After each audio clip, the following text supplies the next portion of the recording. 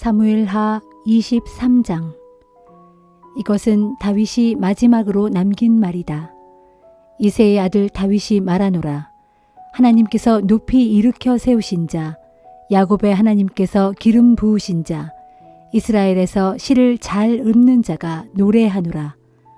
주의 영이 나에게 오셔서 말씀하시니 그분의 말씀이 나의 혀 위에 굴러가도다. 이스라엘의 하나님께서 나에게 말씀하시고 이스라엘의 반석이신 분께서 나에게 말씀하셨도다. 자기 백성을 정의에 따라 다스리는 왕, 하나님을 경외하면서 다스리는 왕, 그런 왕은 구름 갠 하늘에 떠오르는 아침 햇살과 같고 비온 뒤에 땅에서 솟아나는 싱싱한 새싹과 같도다. 진실로 나의 왕실이 하나님께 그와 같지 아니한가. 하나님께서 나와 더불어 영원한 언약을 맺었으니 주께서 모든 것을 예비하시고 든든하게 지켜주시는도다. 또한 하나님께서는 나의 구원을 열매 맺게 해주시고 내가 원하는 모든 것들을 들어주시는도다. 그러나 악한 자들은 손으로 쥘 수 없는 가시덤불과도 같아서 쇠갈퀴나 곡괭이 같은 것들이 있어야 다룰 수 있고 결국에는 불에 살라 태워버릴 수밖에 없도다. 다윗이 거느린 용사들은 이러하다. 첫 번째 용사는 다그몬 사람 요셉 바세벳이다. 그는 세 용사 중 우두머리로 창 한 자루로 800명을 한꺼번에 쳐 죽인 사람이다. 두 번째 용사는 아호와 사람인 도대의 아들 엘르아살이다. 그는 블레셋 사람이 이스라엘을 침략하자 다윗과 함께 출전하여 에베스 담밈에서 싸웠다. 이스라엘 군사들은 모두 후퇴했지만 엘르아살은 혼자 적진 가운데로 뛰어들어 팔에 쥐가 나고 칼 잡은 손이 굳어져 풀리지 않을 때까지 닥치는 대로 적군들을 쳐 죽였다. 그날 주께서 그에게 큰 승리를 안겨주셨다. 나중에 이스라엘 군사들은 싸움터로 다시 돌아왔지만 그들은 죽은 적군들을 뒤져서 전리품만을 취했을 뿐이다. 세 번째 용사는 하랄 사람인 아게의 아들 삼마다. 블레셋 군대가 이스라엘을 침략하여 녹두가 가득한 밭에 진을 치자 이스라엘 군사들은 겁을 먹고 달아나기 바빴고 싸우려 하지 않았다. 그러나 삼마는 밭 한가운데로 들어가서 블레셋 군사들을 쳐 죽였다. 그날 주께서는 삼마에게 큰 승리를 안겨주셨다. 추수가 시작될 무렵 블레셋 군대가 또 이스라엘을 침략하여 르바임 골짜기에 진을 치자 30인 특공대 소속인 이들 세 용사가 아둘람 동굴로 다윗을 찾아갔다. 이때 다윗은 산성 요새에 있었고 블레셋 군대는 베들레헴에 진을 치고 있었다.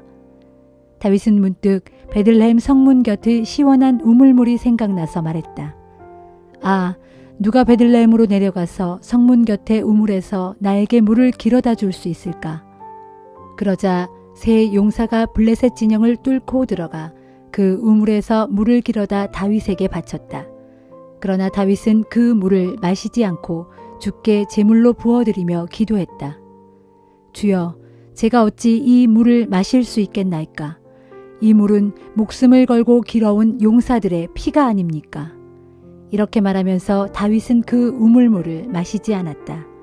세 용사가 바로 이런 일을 한 자들이다. 또 다른 세 장수 가운데 우두머리는 요압의 아우 아비새였다. 그는 창 한 자루로 300명을 쳐 죽였다. 이로써 그는 처음에 세 용사만큼이나 유명해졌다. 아비새는 30인 특공대의 대장이었지만 처음에 세 용사에는 미치지 못했다. 갑스엘 사람인 여호야다의 아들 분하야는 많은 공적을 세웠다. 그는 모압의 사자들이라고 소문난 두 장수를 혼자서 쳐 죽였고 눈 내린 어느 날에는 구덩이에 빠진 사자를 보고 내려가서 때려잡기도 했다. 또 분하야는 이집트의 거인을 죽이기도 했다. 그는 막대기 하나만을 가지고 거인에게 달려들어 그가 쥐고 있는 창을 빼앗아 그것으로써 그를 찔러 죽였다. 분하야는 이렇게 큰 업적을 남김으로써 처음 세 용사만큼이나 이름을 떨치게 되었다. 그는 30인 특공대 안에서도 큰 존경을 받았으나 처음에 세 용사에는 미치지 못했다. 다윗은 브나야를 자신의 경호부대 대장으로 삼았다. 그 밖에 30인 특공대에 속한 다른 장수들은 이러하다. 요압의 아우 아사헬, 베들레헴 사람으로 도도의 아들인 엘하난, 하롯 사람 삼훗, 하롯 사람 엘리가, 발디 사람 헬레스, 드고아 사람으로 이케스의 아들인 이라, 아나도 사람 아비에셀, 후사 사람으로 십부게라고도 불리는 무분네, 아호와 사람 살몬, 느도바 사람 마하레, 느도바 사람으로 바하나의 아들인 헬렙, 베냐민 지파 소속의 기브아 사람으로 리베의 아들인 이떼, 비라돈 사람 브나야, 가하스 시냇가에 사는 hit대, 아르바 사람 아비알본, 바르훔 사람 아스마웻과 사알본 사람 엘리아바, 야센의 아들 요나단, 하랄 사람 삼마, 아랄 사람으로 사랄의 아들인 아히암, 마아가 사람으로 아하스베의 아들인 엘리벨렛, 길로 사람으로 아히도벨의 아들인 엘리암, 갈멜 사람 헤스레, 아랍 사람 바알레, 소발 출신으로 나단의 아들인 이갈, 갓 사람 바니, 암몬 사람 셀렉, 수르야의 아들인 요압의 무기를 들고 다니는 부에롯 사람 나하레, 이델 사람 이라, 이델 사람 가렙, 그리고 헷 사람 우리야까지 이들을 다 합하면 37명이다.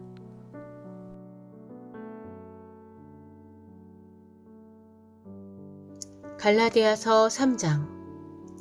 갈라디아 사람들이여, 왜 그리 어리석은 것입니까? 십자가에 못 박히신 예수 그리스도의 모습이 여러분의 눈앞에 선한데도 도대체 누가 여러분을 미혹했습니까? 여러분에게 한 가지만 묻고 싶습니다. 정녕 여러분은 율법을 지켜서 성령을 받은 것입니까? 아니면 복음을 듣고 믿었기 때문에 성령을 받은 것입니까? 여러분은 왜 그렇게 어리석습니까? 처음에는 성령으로 시작했다가 결국에는 인간적인 노력으로 의롭다 인정받으려 애쓰고 있으니 말입니다. 여러분은 복음을 위해 그렇게 고난을 당하고서도 이제 와서는 그 모든 것을 헛된 일로 만들어버릴 작정입니까? 정말로 그 모든 고난이 헛된 일이었단 말입니까? 하나님께서 여러분에게 성령을 주시고 또 여러분 가운데서 기적을 베푸시는 것은 여러분이 율법을 잘 지키기 때문입니까? 아니면 여러분이 복음을 듣고 믿기 때문입니까? 아브라함을 생각해 보십시오. 성경에 기록되기를 그가 하나님을 믿었으므로 하나님께서 그를 의롭다고 여겨주셨다라고 했습니다. 그러므로 믿는 자들이야말로 참으로 아브라함의 자손이라는 것을 부디 아시기 바랍니다. 또 성경은 하나님께서 이방인들을 오직 믿음의 근거에서 의롭다고 인정해 주실 것임을 미리 알고서 아주 오래전에 하나님께서 아브라함에게 모든 이방 민족이 너를 통해 복을 받을 것이다 라는 복음을 선포하였습니다. 그러므로 믿음을 가진 사람들은 모두가 믿음의 사람인 아브라함과 함께 복을 받습니다. 하지만 율법의 행위에 의지하여 의롭게 되려는 사람은 모두 저주 아래 놓여 있습니다. 성경에 기록되기를 하나님의 율법책에 기록된 것들을 항상 지켜 행하지 않고 하나라도 어기는 사람은 다 저주를 받을 것이다 라고 했기 때문입니다. 그러므로 율법의 행위로는 그 누구도 하나님 앞에서 의롭게 될 수 없다는 것이 너무나 명백합니다. 왜냐하면 성경에 기록되기를 의인은 오직 믿음으로 말미암아 살 것이다 라고 했기 때문입니다. 율법은 믿음을 바탕으로 하지 않습니다. 오히려 누구든지 율법을 잘 지키기만 하면 사람은 율법으로 인해 살 것이다 라고 하였습니다.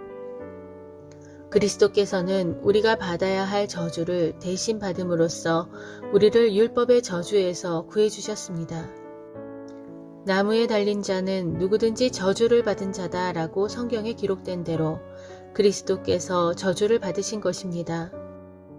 이처럼 그리스도께서 우리를 위해 대신 저주를 받으신 것은 하나님께서 아브라함에게 주신 복을 이방인들에게까지 미치게 하고 또한 우리도 믿음으로 말미암아 약속된 성령을 받게 하시기 위함입니다. 형제들이여, 우리의 일상생활에서 예를 들어 봅시다. 사람들 사이에 계약도 일단 서명을 하면 아무도 그 계약을 무효로 하거나 또는 무엇을 덧붙여 변경할 수가 없습니다. 하나님께서도 아브라함과 그의 자손에게 약속을 하셨는데 약속을 하실 때 하나님께서는 많은 사람들을 뜻하는 자손들이라는 표현을 사용하지 않으시고 단 한 사람을 뜻하는 자손이라는 표현을 사용하셨습니다. 여기에서 그 한 사람, 자손은 곧 그리스도를 가리킵니다. 내가 말하고자 하는 핵심은 이것입니다. 아주 오래전에 하나님께서 아브라함과 이미 맺은 언약을 그때로부터 430년 후에 생긴 율법이 무효화해서 그 약속을 취소시킬 수 없다는 것입니다. 만일 하나님께서 우리에게 주시는 하늘나라의 유업이 율법에서 비롯된 것이라면 그것은 더 이상 약속으로 말미암은 것이 아닙니다. 그러나 하나님께서는 약속을 통하여 오직 은혜로 아브라함에게 그런 하늘나라의 유업을 거저 주셨습니다.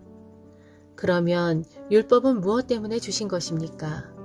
그것은 약속하신 그 자손이 올 때까지 죄가 무엇인지 깨닫도록 하기 위해 덧붙여 주신 것입니다. 율법은 천사들을 통해 한 중개자의 손으로 우리에게 주어졌습니다. 이처럼 율법은 두 당사자 중 어느 한편에만 속하지 않는 중개자를 통해 간접적으로 주어졌지만 약속은 오직 한 분이신 하나님에 의해 우리에게 직접적으로 주어졌습니다. 그렇다면 율법은 하나님의 약속과는 상반되는 것일까요? 결코 그렇지 않습니다. 만일 율법이 사람을 살릴 수 있도록 주어졌다면 의롭게 되는 것도 분명 율법에서 비롯되었을 것이기 때문입니다. 하지만 성경은 온 세상이 죄 아래 갇혀 있다고 선언합니다. 그래서 하나님에 의해 약속된 그것, 곧 구원을 얻는 생명이 오직 예수 그리스도를 믿는 믿음을 통하여 믿는 자들에게 주어지게 된 것입니다. 이런 믿음이 오기 전까지 우리는 율법에 의해 감시를 받는 죄인들로서 장차 올 믿음이 나타날 때까지 죄의 감옥에 줄곧 갇혀 있어야 했습니다. 그래서 결과적으로 율법은 믿음의 주체이신 그리스도께서 오실 때까지 우리를 그분께로 인도하는 가정교사의 역할을 하였습니다. 그것은 우리로 하여금 율법으로가 아니라 오직 믿음으로 의롭다함을 인정받게 하기 위해서입니다. 그러나 마침내 그 믿음이 왔으므로 이제는 우리가 더 이상 율법이란 가정교사 아래 있을 필요가 없게 되었습니다. 이제 여러분은 모두 그리스도 예수를 믿음으로써 그 안에서 하나님의 자녀가 되었습니다. 여러분은 모두 세례를 받고 그리스도와 연합하여 하나가 되었으므로 곧 그리스도로 옷 입은 사람들이기 때문입니다. 이제는 유대인과 헬라인, 종과 자유인, 남자와 여자의 차별이 있을 수 없습니다. 여러분은 모두 그리스도 예수 안에서 하나이기 때문입니다. 여러분이 그리스도께 속한 사람이라면 여러분은 모두 아브라함의 자손이요 또한 하나님의 약속에 따라 하늘나라의 유업을 이어받을 상속자들입니다.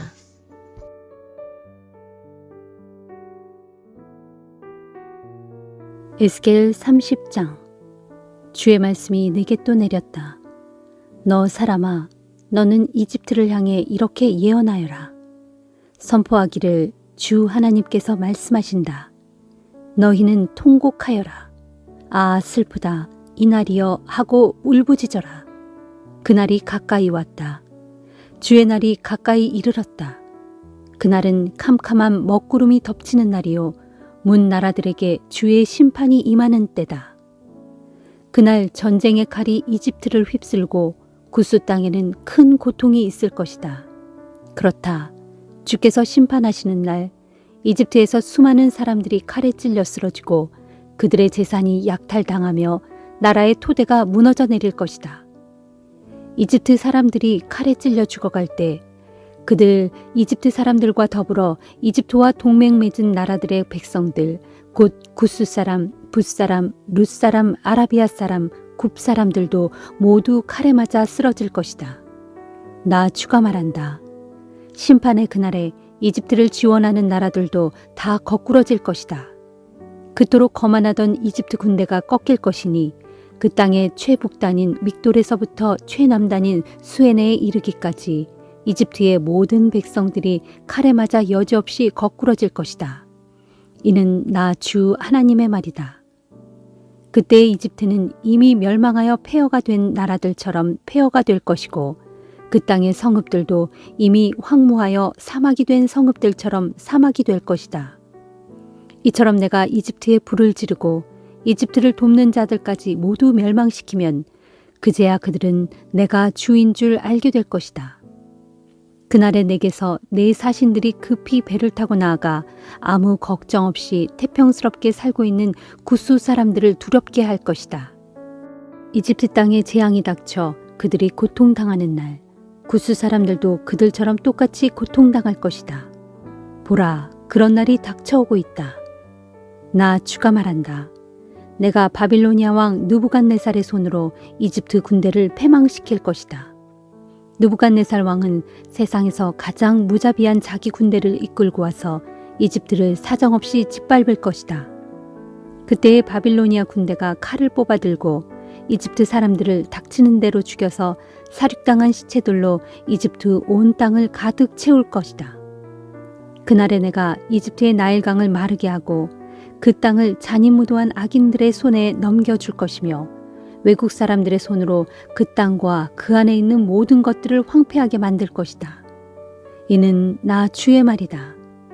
나 주가 말한다. 내가 이집트의 우상들을 모두 파괴하고 노베 신상들을 모조리 없애버리겠다.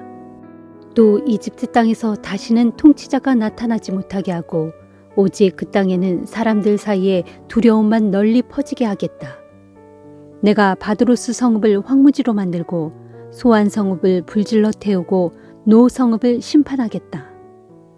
내가 또 내 분노를 이집트의 견고한 요새 성읍인 신 위에 쏟아붓고 노 성읍의 백성들을 멸절시키겠다. 그렇다. 내가 이집트 온 땅에 불을 지르겠다. 그때 신 성읍이 고통 가운데 몸부림치고 노 성읍이 찢어져 나뉘며 높 성읍은 날마다 적군에게 짓밟힐 것이다. 아웬 성읍과 비베셋 성읍의 젊은이들은 칼에 맞아 죽고 그곳 주민들은 사로잡혀 포로로 끌려갈 것이다. 내가 이집트의 세력을 깨뜨리고 그들의 교만한 권세를 그들 가운데서 꺾어버릴 때에 드암네스 성읍은 어둠의 날을 맞이하여 온통 먹구름으로 뒤덮이겠고 그곳 주민들은 모두 사로잡혀 포로로 끌려갈 것이다. 내가 이렇게 이집트를 심판하여 그 땅에 벌을 내리면 그제야 그들은 내가 주인 줄 알게 될 것이다 하여라. 우리가 바빌로니아 땅에 포로로 사로잡혀 온 지 11년째 되던 해의 1월 7일 주의 말씀이 내게 내렸다. 너 사람아, 내가 이집트 왕 파라오의 한쪽 팔을 부러뜨렸더니 파라오는 팔을 싸매거나 약을 바르지도 못하여 칼을 들 수조차 없게 되었다. 그러므로 나 주가 말한다. 내가 이제 이집트 왕 파라오를 대적하여 그를 칠 것이니 내가 그의 두 팔을 다 부러뜨려 놓겠다. 이미 부러뜨린 한쪽 팔 말고도 그의 성한 나머지 한 팔마저도 부러뜨려 칼이 그의 손에서 떨어지게 만들겠다. 그리하여 내가 이집트 사람들을 온 세상 문나라들 가운데로 산산이 흩고 온 땅의 문민족들 가운데로 뿔뿔이 흩어놓겠다. 그때 내가 바빌로니아 왕의 팔은 강하게 만들어 내 심판의 칼을 그의 손에 쥐어줄 것이다. 그러면 나에게 두 팔이 꺾인 이집트 왕은 바빌로니아 왕 앞에서 크게 상처를 입은 사람처럼 고통스러운 신음소리를 낼 것이다. 그렇다. 그날에 내가 바빌로니아 왕의 두 팔을 붙들어 그 팔이 강하게 힘을 쓰도록 하겠지만 이집트 왕 파라오의 두 팔을 꺾어 그 팔이 전혀 힘을 쓰지 못하게 할 것이다. 이렇게 내가 바빌로니아 왕의 손에 내 심판의 칼을 쥐어주고 그로 이집트 땅을 치게 할 것이니 그때서야 그들은 내가 주인 줄 알게 될 것이다. 정녕 그날에 내가 이집트 사람들을 온 세상의 문나라들 가운데 산산이 흩어놓고 온 땅의 문민족들 가운데 뿔뿔이 헤쳐놓을 것이니 그때서야 그들이 내가 주인 줄 알게 될 것이다.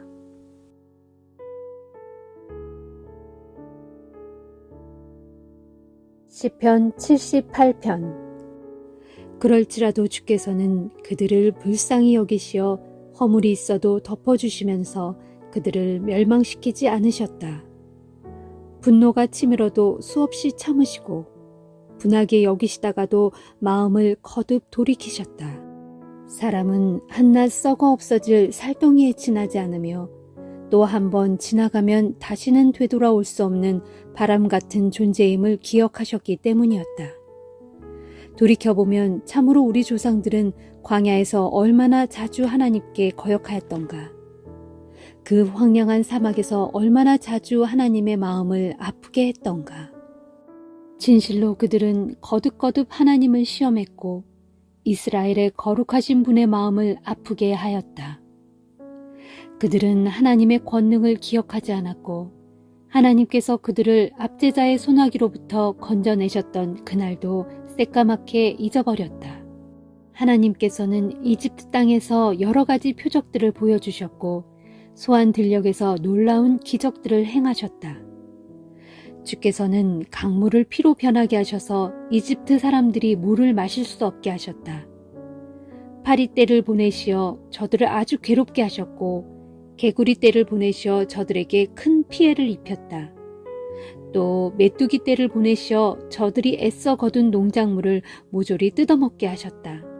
또 우박으로 저들의 포도밭을 사정없이 때리셨고 서리로 저들의 무화과 나무를 모조리 얼어 죽게 하셨다. 또 저들의 가축떼를 우박으로 저들의 양떼를 벼락으로 내리치셨다. 주께서는 저들에게 타오르는 분노와 진노의 불길을 마구 쏟아부어 큰 고통을 겪게 하셨고 마침내 멸망시키는 재앙의 천사들을 저들에게 내려보내셨다. 주께서는 타오르는 진노를 억제하지 않으셨고 도리어 진노의 길을 활짝 터놓으시니 저들의 생명이 여지없이 죽음으로 내몰려 무서운 전염병에 모조리 죽고 말았다. 이처럼 주께서는 이집트 땅의 모든 장자들, 곧 함의 장막에 있는 힘의 첫 열매들을 모조리 죽이셨다.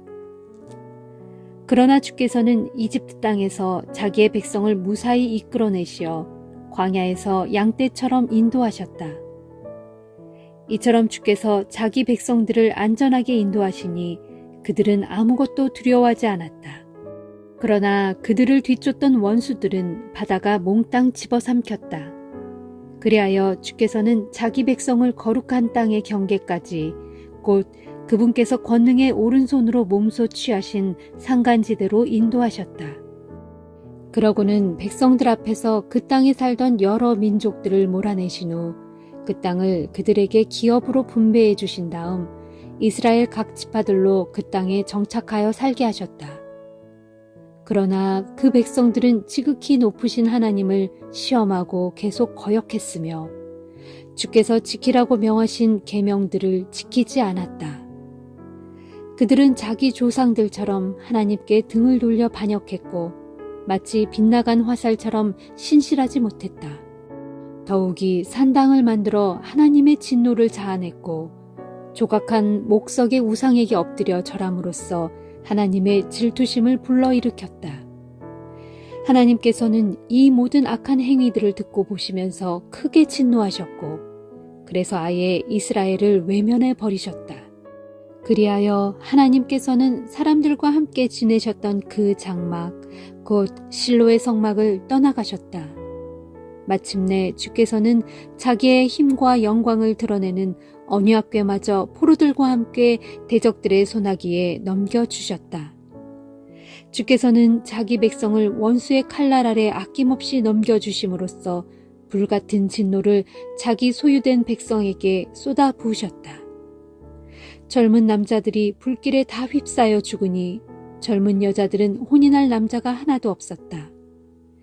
제사장들도 칼에 맞아 쓰러졌고 홀로 된 그들의 아내들은 소리내어 통곡조차 마음 놓고 할 수 없었다. 그때 주께서 잠에서 깨어나신 사람처럼 포도주를 마시고 흑군 달아오는 용사처럼 분연히 떨치고 일어나셔서 원수들을 추격해서 모조리 물리치시고 그들로 길이길이 수치를 당하게 하셨다. 그런 다음 주께서는 요셉의 후손들도 마다하시고 에브라임 지파도 뽑아 세우지 않으시고 오직 유다 지파를 뽑아 세우셨으니 주께서 사랑하신 시온산을 가려 뽑으셨다. 그리고 그곳 시온산에서 주께서는 주님의 성소를 하늘같이 드높게 영원히 다지신 땅같이 든든하게 우뚝 세우셨다. 또한 주께서는 다윗을 가려 뽑으신 후 자기 종으로 삼으시고 그를 양치던 목장에서 이끌어내셨다. 곧 새끼둔 암양을 치던 다윗을 불러내어 주의 백성 야곱을 주의 소유된 이스라엘을 인도하는 목자로 세우셨다. 그리하여 다윗은 온 마음을 다해 이스라엘을 정성껏 돌보고 지혜롭고 능숙한 손길로 이스라엘을 잘 인도하였다.